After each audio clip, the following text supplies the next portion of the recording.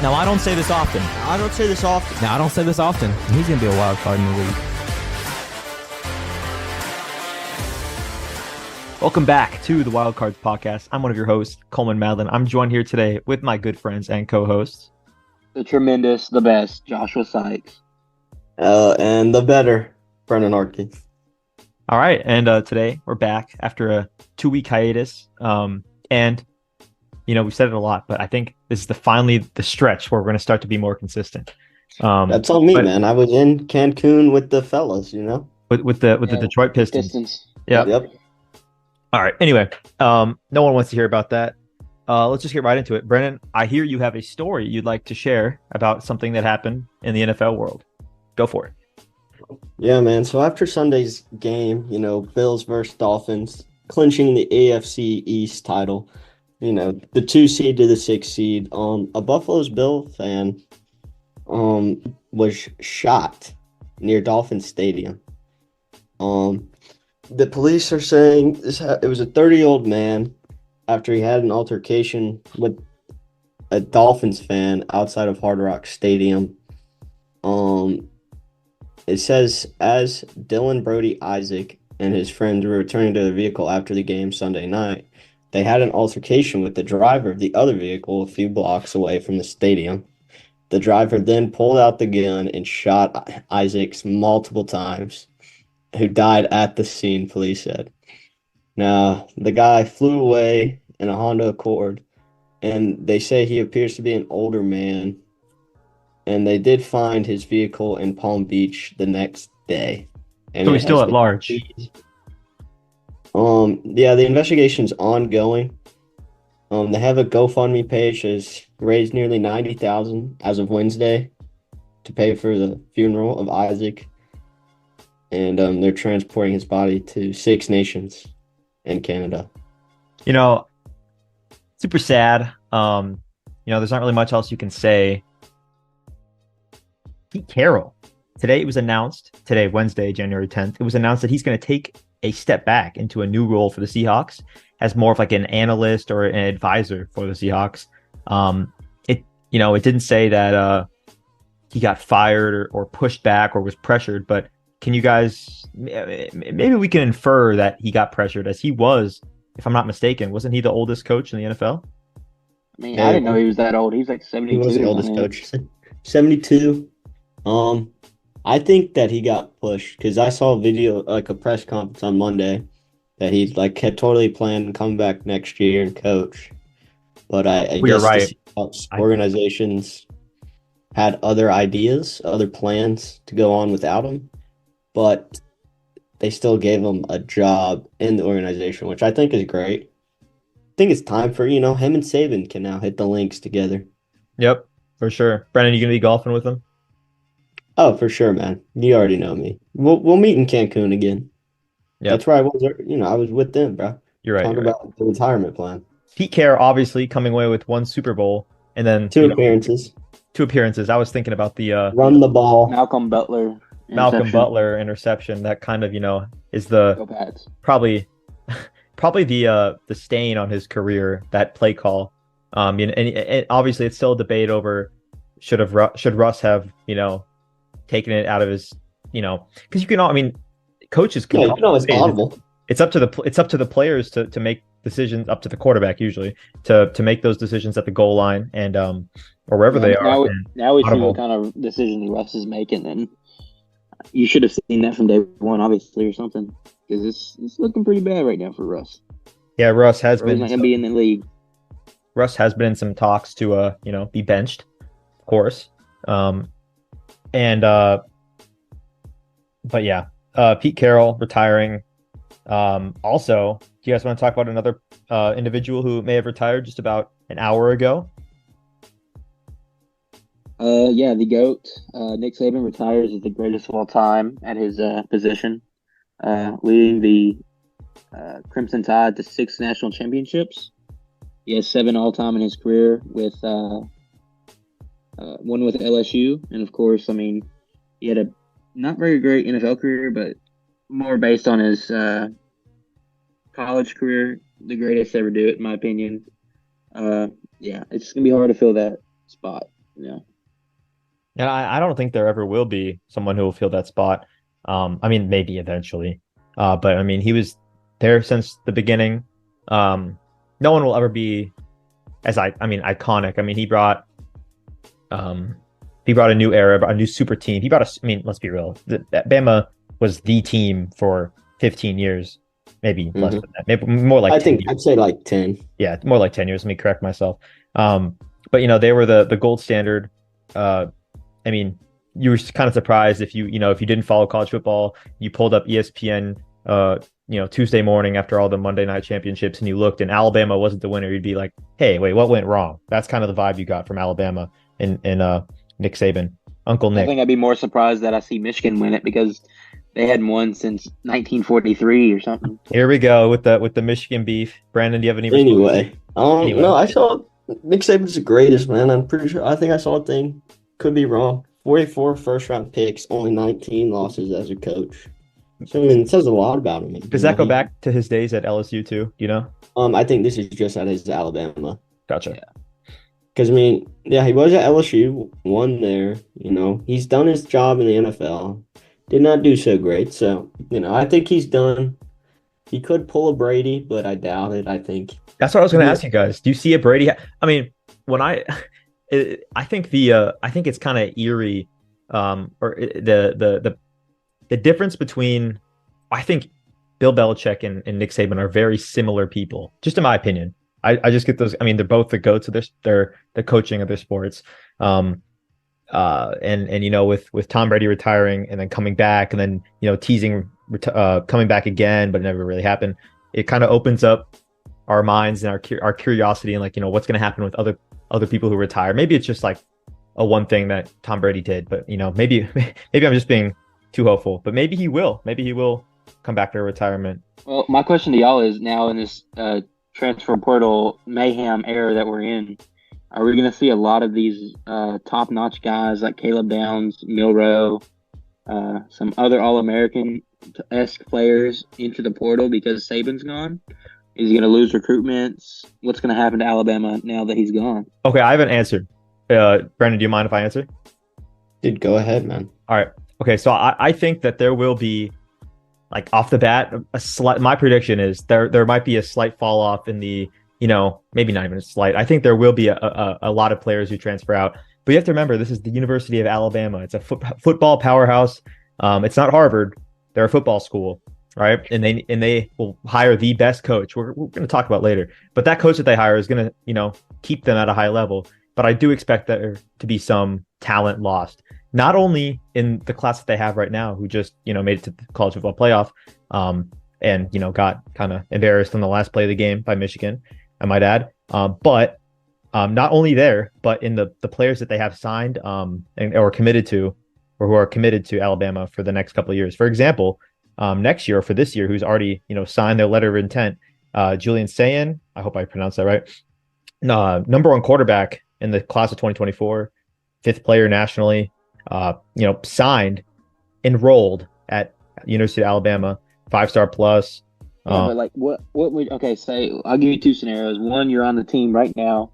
It's your sophomore year. You're about to get playing time, but you committed because it's Nick Saban in Alabama. Like as a recruit, and you're looking at Alabama as your top three schools. Are you looking at them differently because they don't have Nick Saban? 100%. Are you still going to say, well, it's Alabama?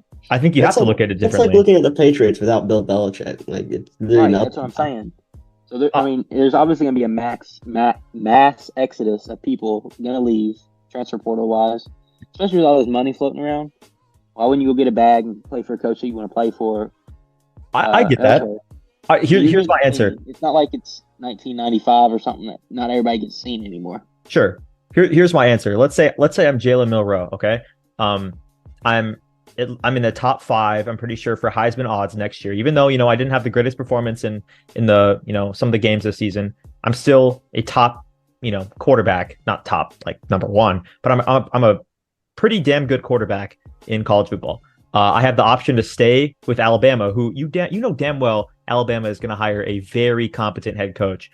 A head coach that's experienced, a head coach that can lead a football team and probably has experience leading football teams deep into postseason or whatnot. You know what I'm saying? Yeah, but how hard is that going to be to find? I mean, there's only a few of them. Well, yeah, I know. Let me get to it. So I'm Right, saying if I'm Julian saying I'm waiting, or not Julian saying, if I'm Jalen Milroe and Julian saying, I'm waiting to see who Alabama hires because they're going to hire someone before the transfer portal deadline hits. They're going to definitely. I mean, they have to get it done soon. We'll talk again. We're going to talk about who our predictions are for the next. I'm sure they have to have somebody lined up though. I mean, Nick's not going to leave them high and dry. You know what I'm saying? I mean, yeah, that's what you would hope.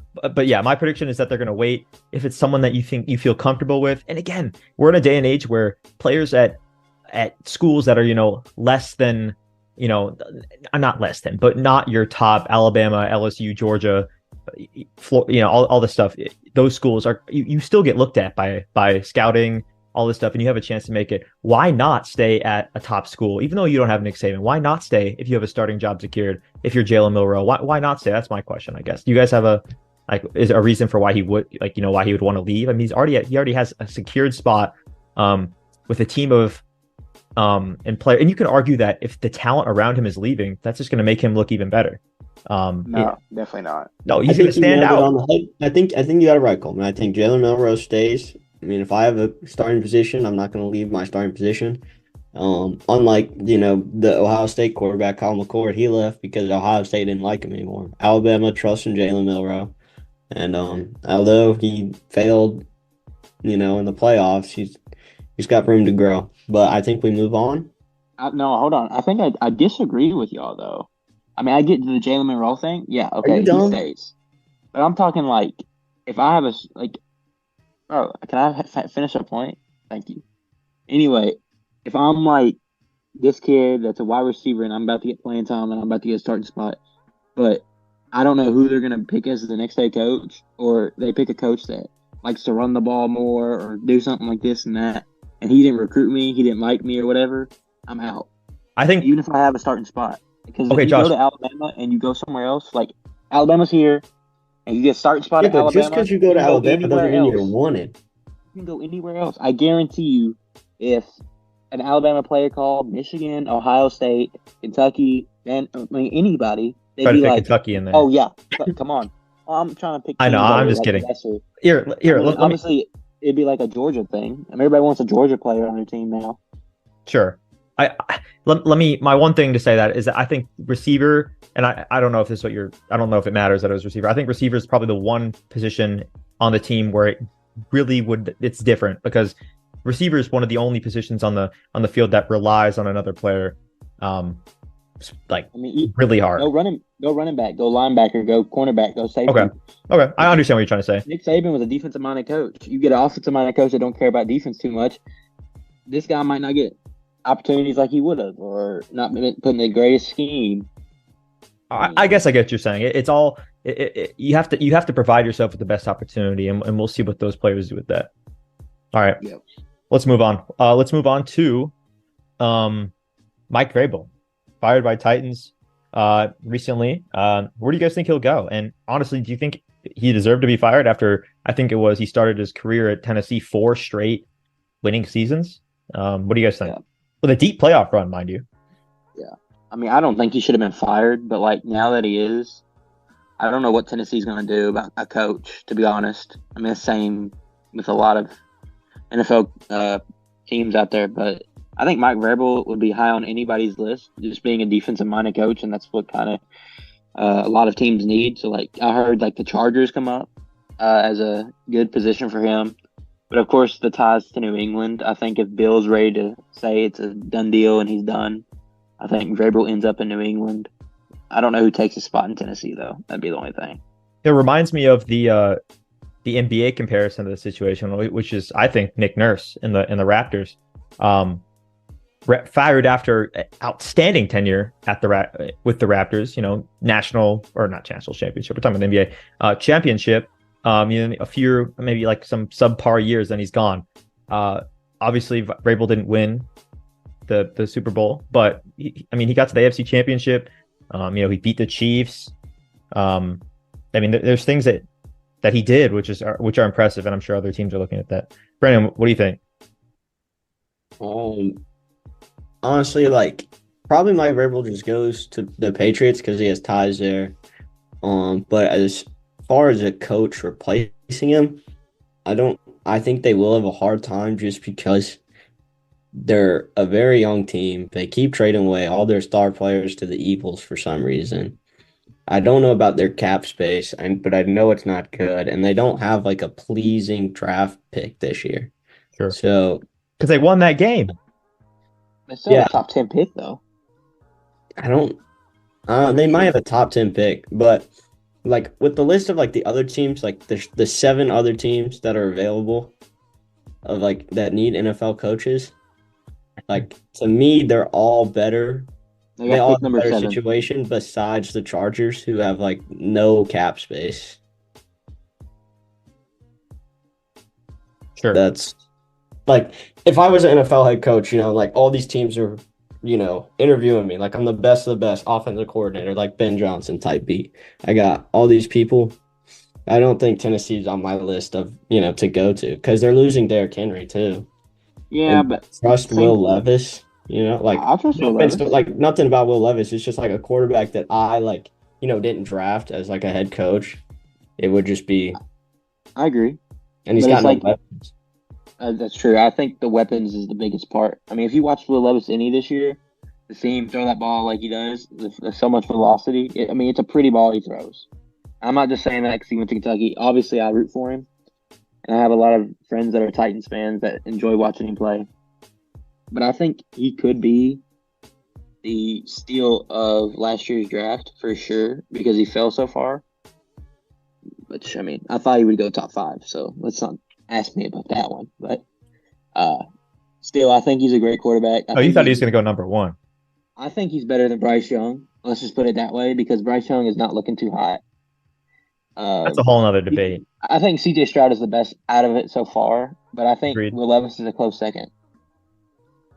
Really? Okay. With the opportunities he hadn't had as many as C.J. Stroud. C.J. Stroud started day one. C.J. Stroud has more weapons. And There's an argument to be made. I mean, he has a better younger coach that gave him the reins. So. For sure. Yeah. I think that's a solid point. All right. Guess we'll move on to Kawhi Leonard. Signed a 3-year, $153 million contract extension. He's a two-time finals MVP, obviously, so he's a 2-time champion. One of the, if not the best defenders in the league right now. As long as Rudy Gobert is not in the league. I'm kidding. But he top defender, top everything. And obviously everyone knows his kryptonite, playing basketball, playing games, finishing games. I didn't think he was even in the league anymore, man. I didn't even realize. Wait, we rip on him, but I was about to say, he has been doing pretty good at that. He's played every game this season except for he's missed 4 games out of the 36 that the Clippers have played, and those 4 games have come within the last 10. So, his regular season of not playing is starting these last 10 games. That's what you're saying? No, I'm saying that's what I'm hearing. Well, he was sidelined for a bit. And by the way, just 36 seconds ago, Ryan Williams, 5-star plus, decommits from Alabama. Just news put out there. He didn't sign with Alabama on signing day. But yeah, so the dominoes are already falling. I think that's important. Wait, what was his top 5? Do you know? His top 5, I think Auburn was in there. Ole Miss was in there. Ole Miss was the second place, I'm pretty sure. But it was Bama by Ole Miss. It might be Ole Miss. You never know. They're running a super team over there. Yeah. They are doing really well. But that's another side thing. Back to Kawhi Leonard. I think he's a player who deserves that amount of money. But will he bring the Clippers that amount of money in value on the court? That is yet to be answered. I mean, he's 32. He's over 30. He's like 32 and a half, 30, almost 33. Not almost, but you know what I'm saying. There better be an injury clause in there. There must be something in there that says he has to play. But I will say in the past, I don't think he's the type of player that, okay, does he play hard to earn the contract money, or does he sulk around until the Clippers play him or pay him and then he starts to play hard? Like, there's two different theories of what he does. And some people say that he sulks around and doesn't play as hard until the Clippers play him, kind of like a James Harden pay him, just kind of like a James Harden situation, which funny enough, they're on the same team now. But yeah, I think that's the way he is. You think that he sulks around until he gets paid, But do you I think he's mean, going to play harder now that he has the money, or do you think he's just not going to change and he's still going to like I sit don't out? think he's played hard in the last 3 to 4 years Okay, I disagree with since playing the hard, bubble. but I agree with you. He hasn't played as well as he could. I think he is. I think Kawhi has a top 3 potential in the NBA. Had like No. his skill Yeah, wise, he had, yeah. he had. I mean, he's Yeah. 32. There's not much more you can tap into. But Then I'm why saying would you pay him $153 million? yes. And I The don't know where Clippers the hell the stupid. Clippers are. I don't know if that's sustainable for the Clippers. I mean, I know their players are getting old, but I mean, they're playing. Russ is not getting much money, but uh, PG, Kawhi, and those two are getting paid. I don't know what the Clippers are looking like financially. I'll have to take a look at that and get back to you guys. I mean, But, and they're building a new arena, so that's a lot of money, dude. yep, it's a lot, but Especially in Los Angeles, it's a lot of but this is a team that it needs a chip, dude. They're in LA, They're never gonna the get a biggest chip. markets, and they've never had a chip. They'll never get a chip. You They'll don't think always so? be low, bro. They'll always be low, bro. I mean, it's hard to beat. It's hard to come back from what do the Lakers have now? 17. Yeah. It's hard. I don't think they'll ever come back, but I think they'll get a chip eventually. No. Anyway, moving on. Should have kept Shea. Yep. Moving on. Eric Spoelstra inks a 8-year, $120 million contract extension with the Miami Heat. I said this before we went live when our little pregame presser with just the three of us. I said Eric Spoelstra, in my opinion, is the most skilled coach in the NBA. And I don't think I heard a rebuttal. I mean, is that even a hot take anymore? I mean, he's proven over and over again. I mean, how long has he been there? He's been there a long time. I mean, I remember Since like 2013 or 2012. I remember in 2010, I think it was around 2010 when when the LeBron thing went down closer to that time. Players, wait, am I tripping here? I think it's 2012, 2013, something like that. 2010. Well, and anyway, I think it was in the early 2000s, 2010s, like 2011, 12, around there, where some of the players that were around him when they brought him in were actually frustrated with how he was coaching. And obviously, I don't think anyone's frustrated with him now. I mean, their players talk so much about him. I know Bam Adebayo made a great comment about him the other day. And of course, players can make good comments about their coaches, but this is a guy that's, selected to coach the FIBA Men's World Cup, all this stuff. Yeah, great coach. I mean, is there anyone you guys would say was a better coach? I mean, you could say Pop, you could say Steve Kerr. I mean, I would argue against all time or those. just currently? I mean, I think that the coaches that are in the NBA right now are better than 95% of the all-time coaches. I mean, Yeah, I think only the way the game evolves. You think only who? Phil Jackson. Yeah. I mean, yeah. But let me look at this data here. I think Eric Spoelstra's top You- 3. You could say Phil Jackson, but I just think the game has evolved so much since Yeah, when but he was a coach that I mean the game's so different. I mean, back when he was coaching, teams averaged 100. Yeah, but he also coached teams that in a league that averaged 100 points per game, like, and that was a good night. The game has Yeah, evolved. so you had to teach defense. Yeah, but do you think I'm not giving him the benefit of the doubt? Do you think that he would have been able to adjust to today's NBA? Yes. Okay, that's fair. I mean, He was more of a he's not a dumb guy. Yeah, I mean, he's not a stupid dude. I mean, he knows ball. But, I mean, he was more of like a manager of the guys. So, like, he did have some great teams. Shaq, Kobe, MJ, Scotty, Sure. Rodman. I mean, the lottery of teams. Yeah, I mean, you but can't- he had to get there, too. So, like, Sure. somebody had to see something in him, Yeah, for sure. But yeah, Spoelstra's definitely up there. Congrats to him for the big contract. All right, moving on. Brandon, do you want to talk about the NFL head coaching spots that are open? Yeah, man, I got you. So there's 7 coaching spots open now since Pete Carroll's so far, let go, but just moving organization spots. You got the Panthers who fired Frank Reich. They got the number 1 Right. pick, or they don't have the number 1 pick because they gave it to the Bears. So they finished 2-15, not a good situation. You have the Raiders, who many believe Antonio Pierce could be named to the head coach, but Players some like him, right? players like like him. him. Some believe that he could go back to the Giants where he played and won a Super Bowl with and become their defensive coordinator. They're not in a bad situation, but they will lose probably Devontae Adams. Chargers, they need to blow it up. Probably the worst situation. No cap space. Eckler's contract's up. Mike Williams, And he's Keenan washed. Allen, Joey Bosa, all those players. All they got is Justin Herbert. They fired Brandon Staley. Falcons probably have one of the best situations. They fired Arthur Smith. They have talent. They have 34 million in cap space, and they have. Oh, they have. Yeah, okay, my fault. And they have the 8th pick in the draft. The next team is the Commanders, who fired Ron Rivera. This would probably be the team that most coaches want to go to, other than New the management, Falcons. right? New management. They got the 2nd overall pick. They have the most cap space with $78 million. You got Scary Terry, you got Jahan Dotson, you got, good young guys. Their defense isn't bad, but it's also not great when you only win 2 games. I mean, it's kind of like a blank canvas. I feel like Washington, if I was me, would be the perfect place to paint the picture. Right, you could do that. Then you have the Titans, who, fired Mike Vrabel for, I guess, a sad season. I think they had 7 wins. I mean, could be wrong. Didn't do bad. Their situation's not bad, but it's not good. And then you have the Seahawks, who I would argue are in a pretty good situation, but I think, if you're telling Pete Carroll to step down, I think you already know who you want.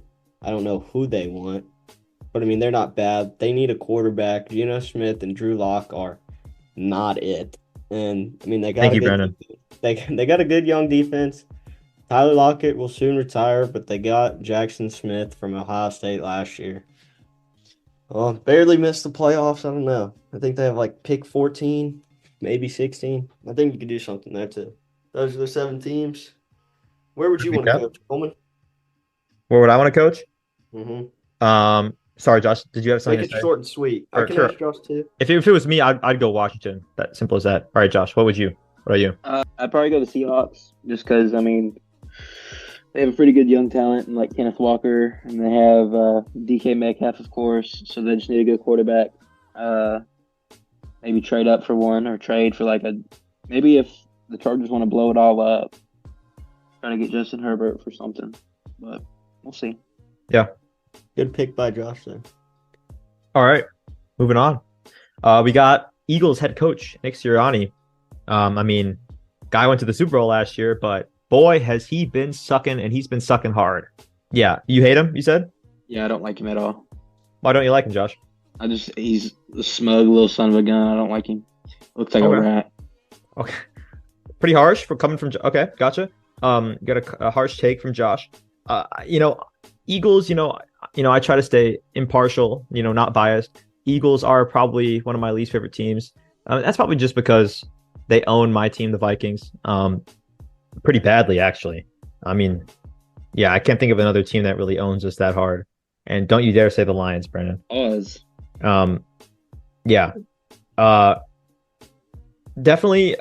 I mean, with how talent loaded that roster is, anything short of an NFC championship would be a loss, in my opinion. I mean, I know you have the likes of the 49ers. So maybe an NFC championship appearance is probably the minimum that you need to get if you're a coach for the Eagles at this current point in time. I mean, Nick Sirianni, I think he's a great coach. I don't know if the Eagles are willing to fire him for, a disappointing season. I don't know exactly how desperate that team is to win now. I don't know if they're that desperate. I would say they're wanting to win now because they're in win now. Contract. Yeah, but he's still young, and the contract, sure, but win now is in like this year. Like, do we need to win now? I don't think you fire Nick Sirianni if they don't. I don't think you fire him no matter what. I disagree. I think you fire him no matter what. You think so? Yep. I mean, how many have they lost straight? 2 or 3. 2 or 3. Okay. Hold on, let me look real quick. Go Well, ahead, they were 10-1, and they finished the season 11-6. So they've lost 5 out of the last 6.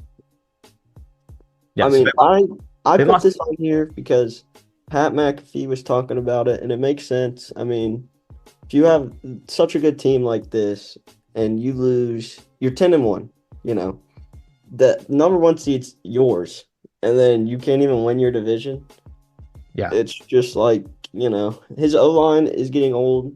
So, I mean, Jason Kelsey, Lane Johnson, probably their last year. Oh, They're definitely gonna their come last year. back, but their O line's gonna need some improvement. If they don't win now, I really, they'll probably be a playoff team next year, but this is I their think best chance. I think their O line's the only reason they're not the only reason, but I think the O line is the biggest reason why they're this good. And once those two pieces go, I just see it deteriorating. The O I line think in a the top three NFL, O line.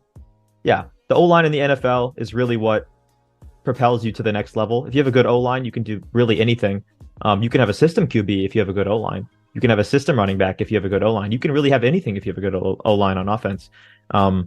And so they fell into a good situation with who they have on O line, and it's going to be hard to recover and be the same team that they were a year ago, and for the first part of this year without those two key players next year. So Josh says fire him. Brennan, you say keep him, right? Or I didn't hear what you If said. I'm a first round exit to the Bucks, I think I don't know. I think I definitely have a talk with them. Yeah. But Sit down, Nick. if we make it to the NFC Championship, I mean, I'm not gonna fire the guy, but he definitely Sure. needs to step it up.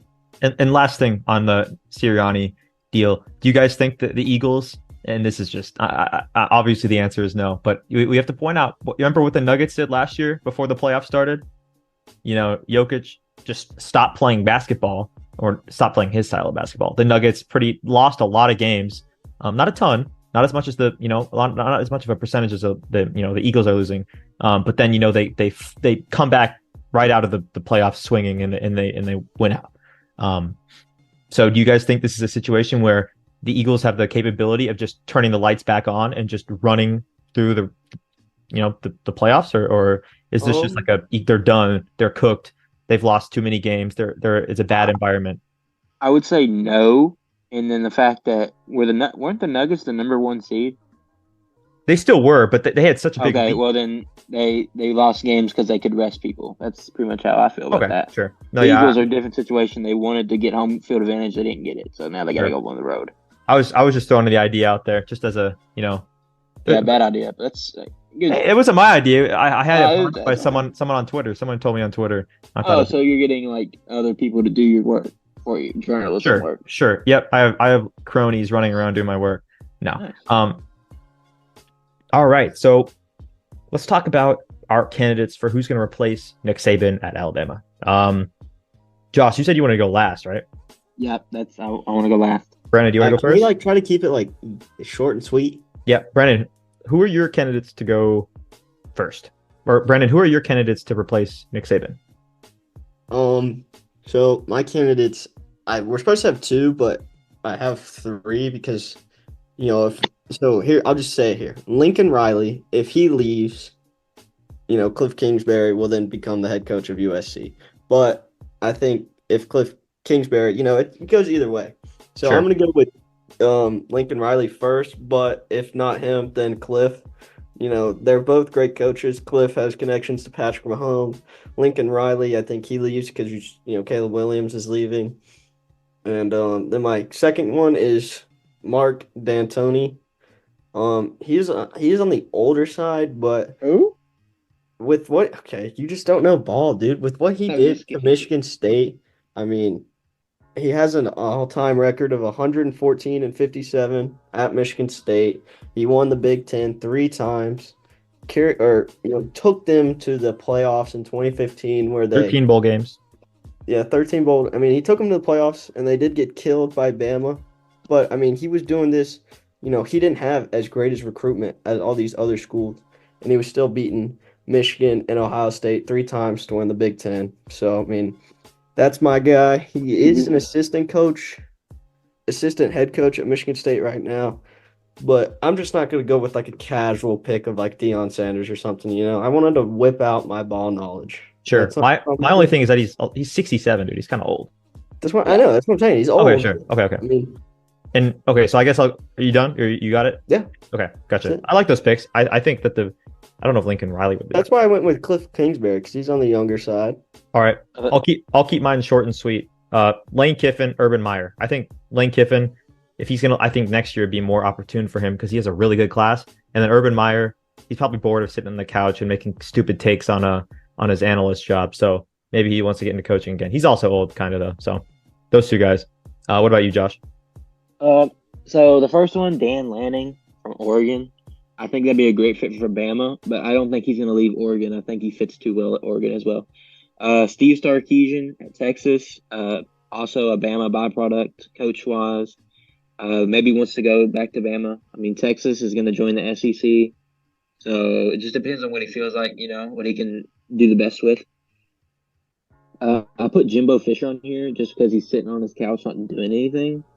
And I don't know if Bama would want him. I know he'd want to go to Bama, but I don't think Bama would want him. He's sitting on his couch putting in a bag. Yeah, exactly. I don't think he'd even want to work, to be honest. But and then I put on here Deion Sanders for next year, just because I don't know if Bama would per se want his persona, but he does have connections with Nick Saban doing the Aflac commercials. You're right.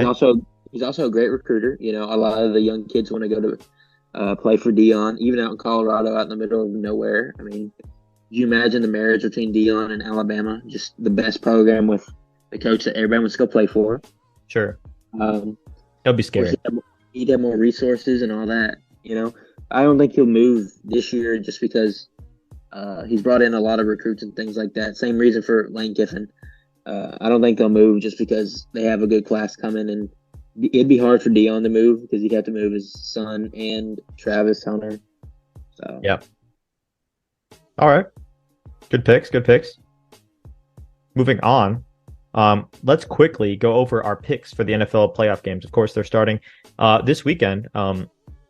This is being recorded on Wednesday evening, and the playoff games start on Saturday. So this will be the last time before the games start. We'll be able to lock in our picks and not have to look at results and see how teams are playing in the wildcard game. So I guess I'll go first because my pick or my screenshot of my bracket is up there first. If you guys don't mind, I have the Texans beating the Browns, and then the Chiefs beating the Dolphins and the Bills beating the Steelers. So then I have the Ravens and the Texans playing, the Bills and the Chiefs playing. I think the Chiefs beat the Bills and the Texans upset the Ravens. So then in the AFC Championship, I have the Chiefs and the Texans. I have the Chiefs winning that, going to the Super Bowl. On the NFC side of things, I have the Bucs beating the Eagles, who are doing poorly, the Lions coming through, winning their first playoff game in forever against the Rams, and the Cowboys beating the Packers and sending them back to Lambeau. Then I have the Cowboys beating the Lions, sorry, Brandon, and the 49ers beating the Bucs. Brock Purdy is more than assisting QB. Then I have the 49ers super team beating the Cowboy frauds. And then I have the Chiefs 49ers Super Bowl rematch, not from last year, but from a few years ago. And I have the 49ers winning this run.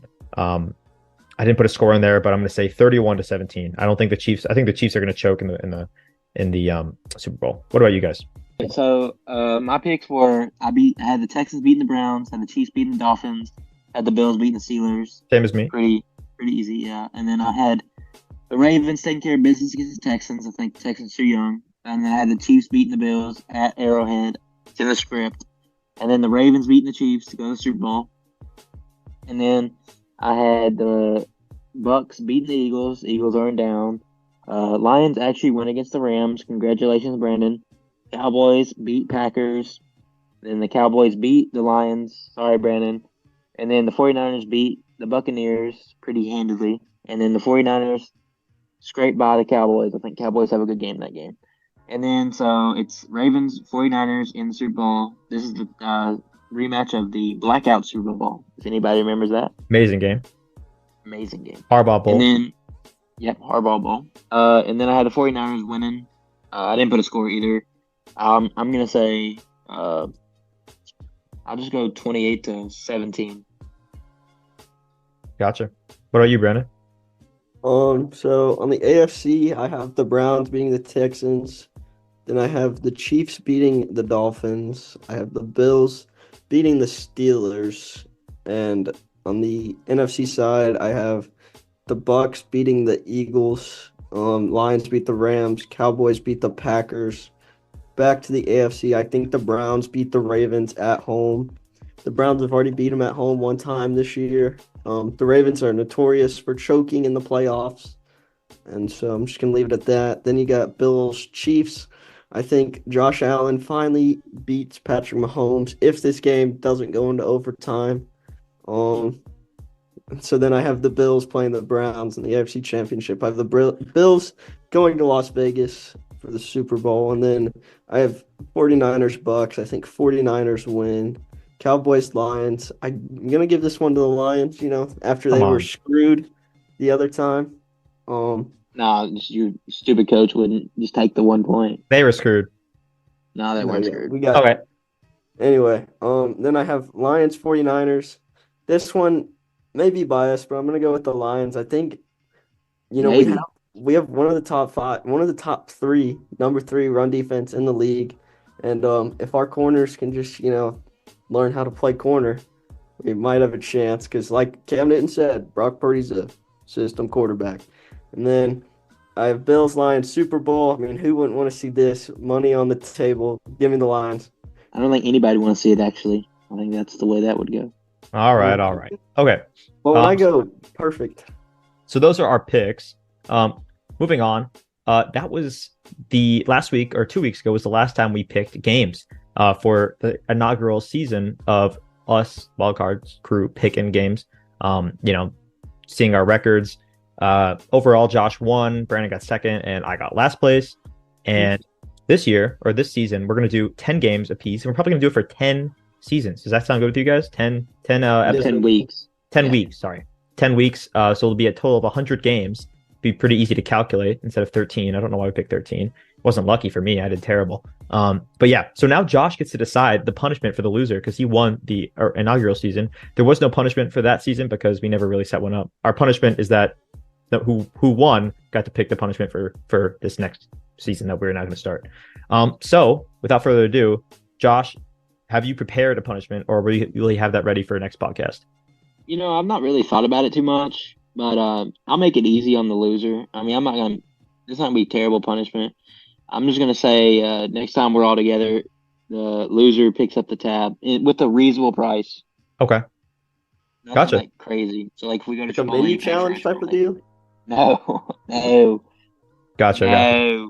And speaking of last season, or not speaking of last season, speaking of the fantasy football tournament that we had, or league that we had with the members of the Wildcards crew and the listeners, the winner has been paid out the $25 that I promised. Anyone who thinks I'm lying, at me on Twitter and I'll show you proof. I'll show you the Venmo. But yeah, congratulations. Good season. I did, horrendous. But yeah, we'll do the same thing next year. All right, let's go for our picks for this week. Let's put them in pretty quick as time allows. We have 10 games. The punishment again for the season is to pay for each other's meals at a location. It has to be a hefty tag, and I know you guys are broke. Prestigious restaurant. Start saving. All right, so Brandon, do you want to say the games, or Josh? Or? Well, I just want to say if I lose, I'm never gonna see y'all again. I'm out of here. Yeah, if he loses, he's taking us to McDonald's. I'd be surprised. Yeah, and yeah. All right, who wants to do the games? Brandon, you want to do the games? I got you, man. First game on Friday because we have Magic at Heat, both tied record as of right now. We all went with the Heat. Pretty easy pick, I guess. Yep. Then Saturday we have the first slate of NFL games. We have Browns at Texans. Coleman and Josh chose the Texans. I went with the Browns. You already heard our explanation there. Then we have Dolphins at Chiefs. Apparently this game is supposed to be a frozen tundra, but we all went with the Chiefs home field advantage. Sunday we have Steelers at Bills. Steelers snuck into the playoffs somehow. I swear I was sitting on the couch and I was like, how did they make the playoffs? But I'm saying the same thing about the Lions. Okay. The hate is crazy. NFC North champions. The hating is insane. We all chose the Bills. Pretty self-explanatory. Packers, Cowboys. We all chose the Cowboys. Although the Packers are 9-1 against the Cowboys the last 10 times they've played, they don't have Aaron Rodgers this time, so tough. Facts. Rams at Lions. We all chose the Lions. As much as Josh is hating, I wish he would go with the Rams, but we I all have always the thought about Lions it. I here. thought Puka and Pat, your Lord and Savior Stafford would beat the Lions. That'd just be a storybook ending for Matt Stafford. It would. Everyone I've seen, everyone's like choosing this game as the upset game, the Rams winning. I could see it. I mean, I could see it, I guess. Monday, our last super wild card weekend game, we have Eagles at Bucks. We all went with the Bucks. The Eagles are injury ridden. AJ Brown's questionable. Devontae Smith, Reed Blankenship, and Nick Sirianni's job is also questionable. Tuesday, our first NBA game, we have Nuggets at 76ers. Josh and Coleman went with the Nuggets. I chose the Sixers. I just think, the altitude difference and, Nikola Jokic, he doesn't like to play basketball when he goes up against Big Embiid. So that's why I chose the Sixers. I don't think that's true at all, but whatever. Go ahead. Thunder at Clippers also on Tuesday. We all went with the Thunder. 2 great games, by the way. Even after Kawhi's extension, we just believe the Thunder's young core is better. You just believe in SGA. Wednesday, we have number 22 Creighton at number 4 UConn. As Josh informed us, UConn's big man will be out for the game, but me and Coleman still sticking with the Huskies. Yep. After their championship last year, and Josh chose Creighton. I'll let Josh explain his choice, and then we can sign off. I think, especially without Donovan Klinged, UConn's going to struggle to score. First of all, I think they do have good guards. They have great guard play, but I think Creighton, without having to worry about the big men, can play better perimeter defense on them. And I think Creighton could get hot with their lethal shooters, and I think they pull off the upset. Good analysis, but I disagree. But we'll see. All right, that's the end of our podcast for today. Those are our 10 games. I hope everyone enjoyed, and we'll be back next week. So without further ado, signing off, I'm one of your co-hosts, Coleman Madland. Joshua Sykes, peace. Brian and Hartke. Have a great rest of your week. See you guys.